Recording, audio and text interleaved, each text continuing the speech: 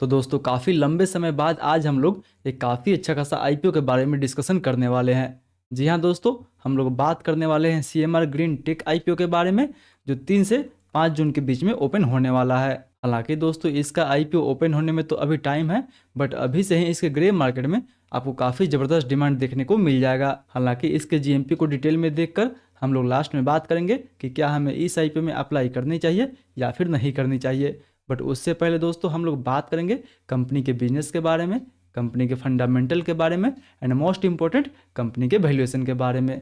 तो आप दोस्तों बस इस वीडियो के अंत तक बने रहें, ताकि ओवरऑल आपको इस आईपीओ में अप्लाई करनी चाहिए या फिर नहीं करनी चाहिए उसका एक बेटर व्यू मिल सके। तो फिर चलिए दोस्तों, हर बार की तरह इस बार भी शुरू से शुरू करते हैं एंड सबसे पहले बात कर लेते हैं कंपनी के बिजनेस के बारे में। लेकिन उससे पहले अगर आप इस चैनल पर नए हैं तो कृपया चैनल सब्सक्राइब कर इस वीडियो को एक लाइक जरूर दीजिए। अब चलिए सीधा आगे बढ़ते हैं और बात करते हैं इस कंपनी के बिजनेस के बारे में कि आखिर इस कंपनी के बिजनेस में ऐसा क्या है कि फिलहाल इसके ग्रे मार्केट में इतना ज़्यादा हाइप बना हुआ है। सो अगर बात करें इस कंपनी के बारे में तो दोस्तों ये कंपनी एक मेटल रिसाइकलर कंपनी है, जो खासकर एल्युमिनियम एंड जिंक को रिसाइकल करने का काम करती है।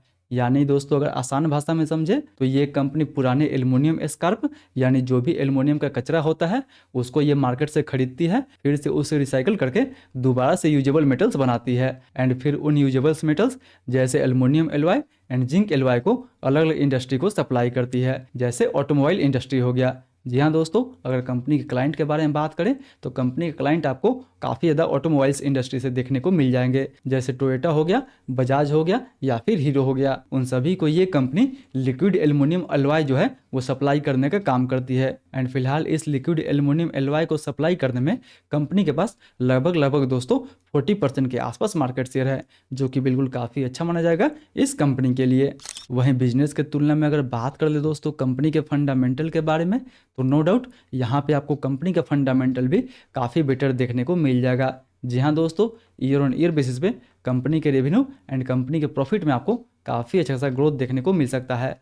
हालांकि अगर कंपनी के प्रॉफिट में अगर FY24 में देखा जाए तो यहाँ पे आपको जरूर लॉस देखने को मिलेगा, बट दोस्तों ये जो लॉस था वो वन टाइम एक्सेप्शनल लॉस था, जो कंपनी के फंडामेंटल को उतना ज़्यादा अफेक्ट नहीं किया था। उसके बाद दोस्तों देखा जाए तो दोबारा से ये जो कंपनी है अपने ट्रैक पे आ चुकी है, यानी FY25 में उसके बाद लगभग 142 करोड़ का प्रॉफिट जनरेट की थी, बट अभी FY26 के थर्ड क्वार्टर तक देखा जाए तो कंपनी ऑलरेडी लगभग 148 करोड़ के आसपास तक प्रॉफिट जनरेट कर चुकी है। यानी ओवरऑल देखा है दोस्तों तो कंपनी का फंडामेंटल काफ़ी बेटर है, वो या तो रेवेन्यू हो गया, प्रॉफिट हो गया या फिर इवन प्रॉफिट मार्जिन हो गया। वही नहीं, अगर इसके डेट टू इक्विटी के बारे में बात करते हैं तो इसका डेट टू इक्विटी भी काफ़ी मैनेजेबल है। जी हाँ, इसका डेट टू इक्विटी लगभग 0.76 का है। यानी ओवरऑल दोस्तों कंपनी का फंडामेंटल आपको काफ़ी बेटर देखने को मिल जाएगा।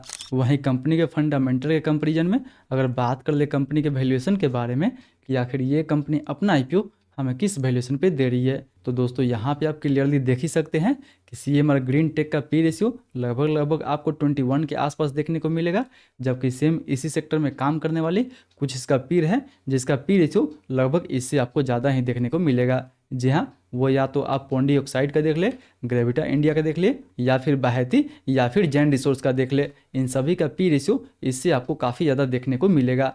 जी हाँ, पॉन्डी ऑक्साइड का पी रेशियो लगभग आपको 62 के आसपास देखने को मिलेगा, ग्रेविटा का इवन लगभग 37 के आसपास देखने को मिलेगा, बाहेती का लगभग आपको 30 के आसपास देखने को मिलेगा, जबकि जैन रिसोर्स का दोस्तों पी रेशियो लगभग इवन आपको 70 के आसपास देखने को मिल जाएगा। वही नहीं, पी रेशियो के मुकाबले अगर आप इवन रिटर्न ऑन नेटवर्थ के हिसाब से कंपेयर करते हैं तो इसका जो रिटर्न ऑन नेटवर्थ है वो दोस्तों इन सभी कंपनी से आपको काफ़ी अच्छा देखने को मिलेगा। जी हाँ, इस कंपनी का रिटर्न ऑन नेटवर्थ जो है वो लगभग आपको 31% के आसपास देखने को मिलेगा।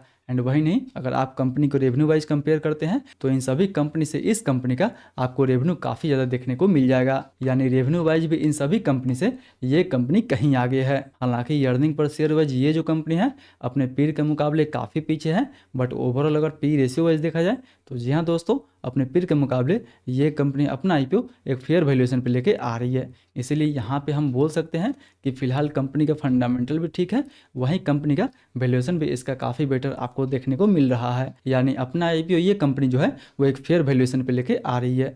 वहीं अब अगर बात कर ले इस आईपीओ डिटेल के बारे में, तो दोस्तों ये आईपीओ 3 से 5 जून के बीच में ओपन रहेगा, जिसका प्राइस बैंड 182 रुपये से लेकर 192 रुपये पर शेयर रखा गया है। बात कर ले आईपीओ के टोटल इशू साइज के बारे में, तो इसका साइज दोस्तों 630 करोड़ के आसपास रहने वाला है, जो पूरा का पूरा जो है वो ऑफर पर सेल रहेगा। यानी इस आईपीओ से ये कंपनी जितना भी फंड रेज करेगी वो पूरा का पूरा पैसा जो है दोस्तों कंपनी के प्रमोटर के पास जाने वाला है। इस आईपीओ से इस कंपनी को कोई भी बेनिफिट नहीं होने वाला है। वहीं 2 रुपये के फेस वैल्यू पे मिनिमम हम इसमें एक लॉट अप्लाई कर सकते हैं। एक लॉट में हमें 78 शेयर मिलेगा, जिसके लिए हमें 14,976 रुपये तक इन्वेस्ट करना होगा।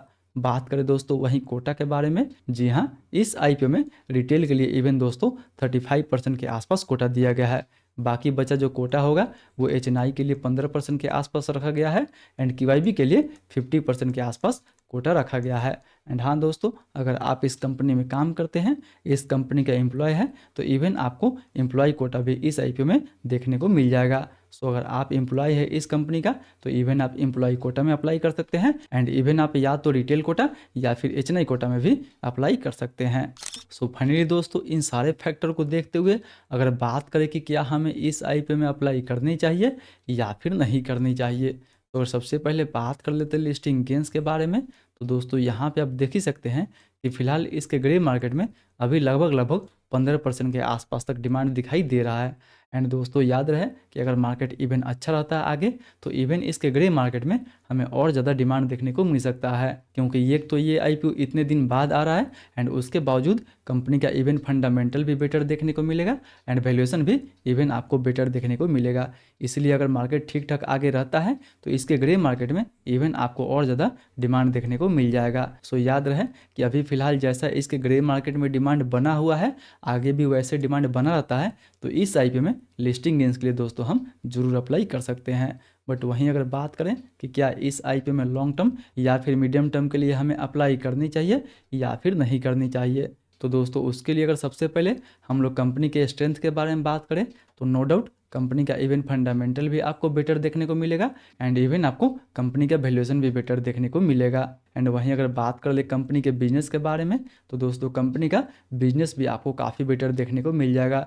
ये कंपनी सर्कुलर इकोनॉमिक से बिलोंग करती है, जिसका डिमांड मार्केट में हमेशा दोस्तों यूं ही बना रहेगा। वहीं कुछ सेगमेंट में ये कंपनी ऑलरेडी मार्केट लीडर वाला पोजीशन हासिल करती है, जिसकी वजह से इस कंपनी को एक और एज मिल जाता है। यानी जो भी ये कंपनी अपने कस्टमर्स को लिक्विड एल्युमिनियम एलॉय सप्लाई करती है, उसमें ये कंपनी लगभग 40% के आसपास मार्केट शेयर रखती है। एंड दोस्तों अगर आप कंपनी का कस्टमर बेस देखते हैं, तो even Bajaj, hero, Honda, Yamaha या फिर टोयोटा जैसे बड़े बड़े कंपनी का कस्टमर बेस है। यानी इन सब कंपनी से लगातार इस कंपनी को ऑर्डर मिलते रहता है। जबकि वहीं इन सब स्ट्रेंथ के अलावा अगर बात कर ले कंपनी के रिस्क के बारे में, तो दोस्तों देखा जाए तो कुछ क्लाइंट पे ये जो कंपनी है वो काफ़ी कंसंट्रेटेड है। यानी मेजर रेवेन्यू जो है वो काफ़ी कुछ गिने चुने क्लाइंट से ही आपको देखने को मिलता है। वहीं उन सब क्लाइंट से इस कंपनी का कोई लॉन्ग टर्म एग्रीमेंट आपको देखने को नहीं मिलेगा। यानी लॉन्ग टर्म में ये कंपनी उन कंपनी को लगातार ऑर्डर सप्लाई करते रहेगी, इसकी भी कोई गारंटी नहीं है। एंड बात कर ले दोस्तों इस कंपनी के रॉ मटेरियल के बारे में,